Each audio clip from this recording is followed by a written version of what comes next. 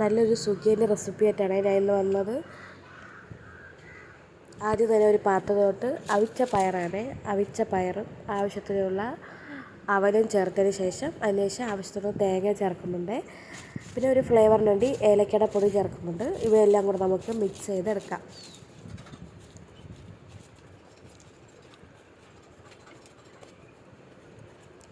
അതിനുശേഷം ഉരുക്കി വെച്ചിരിക്കുന്ന ശർക്കര ഞാൻ ഇതിലോട്ട് ചേർത്ത് അവയെല്ലാം കൂടെ ഞാൻ നല്ലപോലെ മിക്സ് ആക്കി എടുക്കുന്നുണ്ട്. ഇത് നല്ലൊരു ബോളാക്കിയൊരു പാത്രത്തിലോട്ടാക്കാം. അതിനുശേഷം നമുക്കൊരു ബാറ്റർ തയ്യാറാക്കാം. മഞ്ഞൾപ്പൊടി, മൈദ, വെള്ളം, ഉപ്പ്, പഞ്ചസാര എന്നിവ ചേർത്ത് നമുക്ക് വാഴയ്ക്കപ്പത്തിന് കുഴയ്ക്കുന്ന ഒരു ബാറ്ററാണ് ഞാൻ തയ്യാറാക്കിയെടുത്തത്. ഇനി ആ ഉരുളകൾ ആ ബാറ്ററിലോട്ട് മുക്കി നമുക്കിത് പൊരിക്കാനിടാം.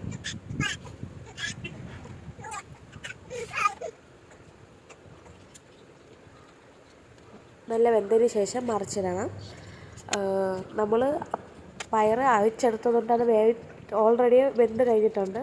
ഈ മാവ് ഇത്തിരി മൊരിയാൻ കണക്കിന് മാത്രം നമുക്ക് എണ്ണയിലിട്ട് വറുത്തെടുക്കാം.